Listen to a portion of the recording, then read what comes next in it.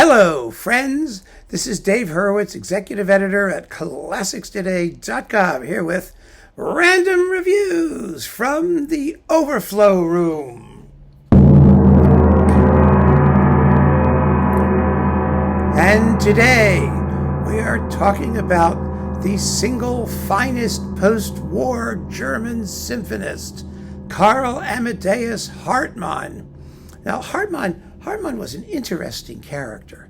He really was. He was first of all, a principled anti-Nazi. He went silent during the entire Nazi period. And on the other side of it, he basically looked at everything that he'd written before and disowned it. And although some of it we are in the process of reviving or has been revived, but basically he took his earlier music and he revamped it as a series of 8 symphonies, and that's his entire output. His entire mature output was the series of 8 symphonies, and they are remarkable works. They are quasi-tonal, somewhat not, somewhat yes, heavily contrapuntal, fully modernist, and passionate works with real emotional substance, not terribly long, but incredibly dense. And his stuff is really worth discovering if you like something you can sort of chew on. And there are some other pieces besides those symphonies from before the war. And I have whatever there is. I think I have pretty well covered. First, we have this set of the 8 symphonies and the Gesangszene, the song scene. The first symphony is called Versuch eines Requiem, and it's based on Walt Whitman poetry, of all things, believe it or not. Now, these are performances on Vergo, and Vergo is the record label of Schott Music Publisher, who was Hartmann's publisher. These are mostly radio recordings and things that they managed to get off of the German radio network, as it were, and release them. There have been more modern recordings of these symphonies. The performances are variable, sonically and in terms of orchestral steadiness. The music is extraordinarily virtuosic and difficult. So you've got Symphony number 1 is under Fritz Rieger with Doris Soffel, alto. Number 3, it's coupled with number 3, which is from 1948-49, under Ferdinand Leitner. And these are all with Bavarian Radio, by the way. Number 2 is with Raphael Kubelik. That's probably the best known of all the symphonies. It's subtitled Adagio. It's only 15 minutes long in a single movement, and it's really a powerful work, beautiful work. Number 4 is for string orchestra. Number 5 is a symphony concertante for strings and winds. That's basically 16 minutes long. Number 6 is from 51-53. Number 7 is 56-58, and number 8 is from 1960 to 62.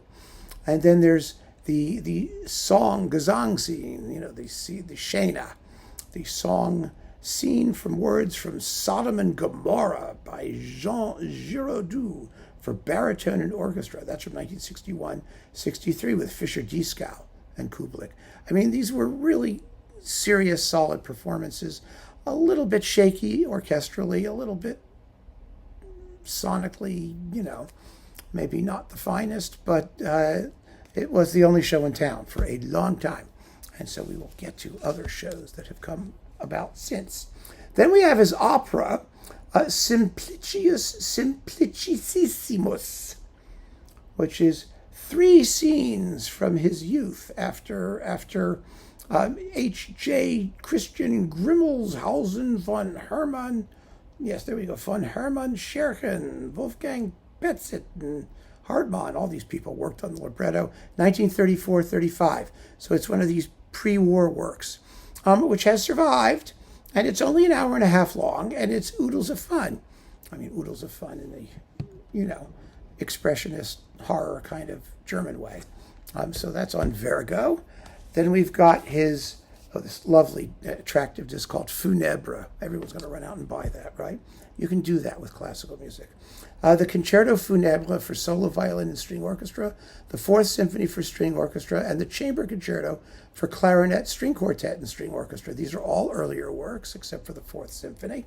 With Isabel Faust violin, Paul Meyer clarinet, and the Pedersen Quartet on ECM. These are all sort of new discoveries when these things were recorded because, as I said, Hartmann's output was, his acknowledged output for the most part was just the 8 post-war symphonies. Number 1 was on the cusp. It was just before. But basically, that's what we had. And so these were all kind of like new things. We've got his string quartet number 1 with the Zayatmeyer Quartet, with Thomas Zayatmeyer and others, and Bartók's Quartet number 4. This is not a relaxing recording, believe you me, but it's a very, very intense one. And then we've got string quartets 1 and 2 with there are only 2 with the Pellegrini Quartet. So the second quartet came from 1945-46. The first quartet is subtitled Carillon, by the way, and it's from 1933. With the Pellegrini Quartet on CPO.